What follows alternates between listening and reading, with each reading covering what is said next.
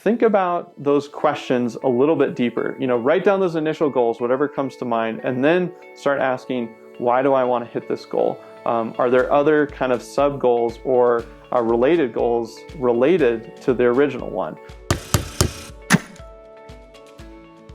Hey, I'm Spencer Powell, and welcome back to Builder Funnel TV, where remodelers and custom builders come to tune in to grow their businesses. Today, we're going to talk about a fun topic, and that is strategy versus tactics. Who wins? Now, the answer might be pretty clear and pretty obvious, but we're going to break it down into a very tangible example to see why. But strategy is the winner. And we're gonna talk about that.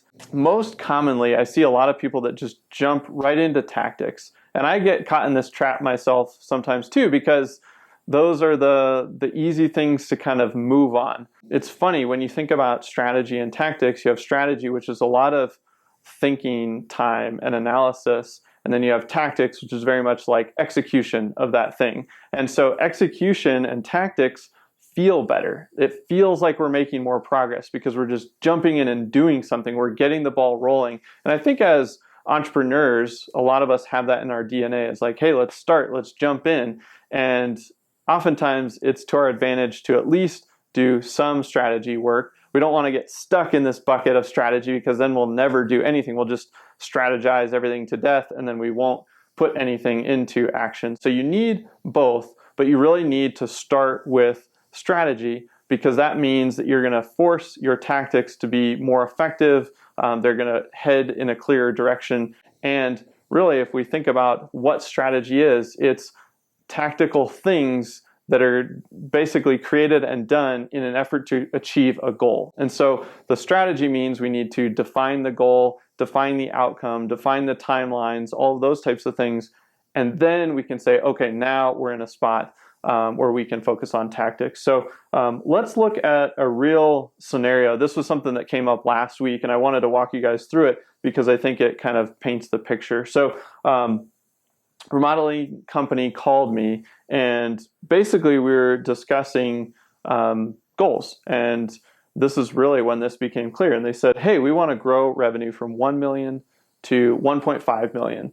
And they also want to change their project mix from kitchens and baths to large-scale additions and custom homes. So when you're taking a more tactical approach, you just jump in, right? And you're like, okay, well, we need to grow our marketing by 50% because we need to go from 1 million to 1.5. So how can we get more leads? We need 50% more leads, and that's going to lead to 50% more sales. Seems pretty clear. But when you break it down from a strategic approach, you start asking different questions. And I think you start asking better questions, which is, how are we going to get to the 1.5? What are all the different ways we could do that? Well, one is more projects, right? You could just do more projects and get to more revenue. But the other one is doing different projects. And so in this case, especially thinking about their goals, it was, hey, we do want to grow, but we also want to change our project mix. And so maybe they had done $1 million worth of kitchens and kind of smaller projects, and maybe the average was 50 grand. So they did 20 projects. Well, going to 1.5, they might actually be able to do 20 projects and still get to 1.5, or they might be able to do less projects because maybe they're going to throw in an addition at 400,000, and then they're going to do a custom home at 800,000. Now you're at 1.2, and you only need 300,000 more to get to the revenue goal. And so when we think about really defining the goal and the goal in its entirety, it isn't just about the revenue oftentimes. I hear that from a lot of people. I get on the phone and I want to go from 2 million to 4, or 2 to 3, or 1 to 1.5, whatever it is. But if we dig deeper, there's other things usually behind that. Why do you want to get to 1.5? What's so magical about that number? Oh, well, we're going to be more profitable at that. Okay, well, how profitable? What is your goal for that profit? Okay, well, how are you going to achieve that? Is it because you have a certain amount of overhead and you literally just need more projects? Or is it because you're changing your project mix? Is it because you're going to charge more? Is it going to be because you add efficiency? Like, there's all these other pieces. And so I think you have to dig, a few layers deeper behind that initial goal. And then that's what starts to uncover the strategy, because you're going to say, okay, back to the original example, 1 to 1.5, we want to do, our first custom home, shifting out of kitchens and baths, and then we want to do our first addition, and then we'll keep some of those projects that we did. And so, okay, what does that look like for marketing? Well, we probably need to start sharing photos on our social media about custom homes. We need to talk about the process. We need to talk about finding a lot. We need to start blogging about these topics on our website. We need to create a page on our website that talks about custom homes. So all of those things are the tactics, but they're only in play because we said, hey, we want to shift our project mix from X to Y. And so that's what strategy does for you. Let's talk through one more call as an example in thinking about this topic of strategy versus tactics. In this case, they wanted to go from 5 million to 7 million. They wanted fewer and better jobs. So again, the tactics would just say, okay, you're doing 5 million, just do more of what you're doing now. And let's look at the marketing channels that have produced 5 million, and can we scale some of those up? Can we get 20% more leads from some of those channels, 50% more leads? Can we double our ad spend in these 3 areas? And then those should get us to the 7 million.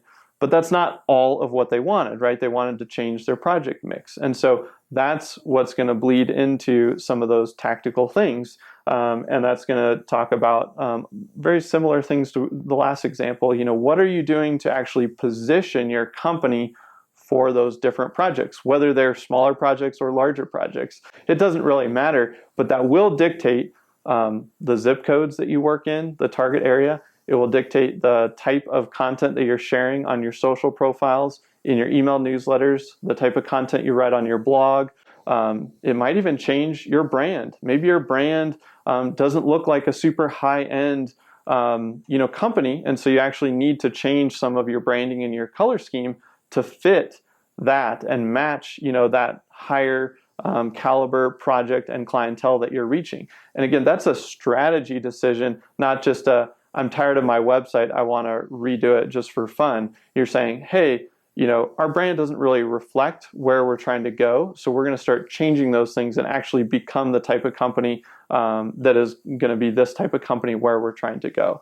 So when you think about your strategy moving forward, and I hope that you're spending some time right now, the last couple of months of the year, thinking about strategy as you head into the new year, think about those questions a little bit deeper. Write down those initial goals, whatever comes to mind, and then start asking, why do I want to hit this goal? Are there other kind of sub goals or related goals related to the original one? And so again, it's very common to jump to revenue. Revenue is an easy number to measure. It's sexy. It's this thing we can grow on the top line.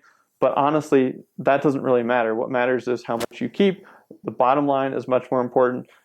Probably there's other factors like time freedom, flexibility, investments into your team and your employees that you want to make, the type of clients that you want to attract, the types of projects you want to work on. Maybe you just want to win awards. Maybe that's important to you. Well, then you're going to want to be very selective in the types of projects that you take on. Well, that's going to dictate what you're doing. And so you've got to look at all of those things and where you're trying to go. And then that leads you to the better questions, which lead you to, okay, what are the potential tactics that could take me there? And that's kind of the set that you're now working in. So hopefully that helped in terms of thinking about strategy versus tactics. In reality, it's strategy and tactics. You do the strategy first, and then you follow up with the tactics, and you just simply execute the plan, measure it, and move on and improve from there.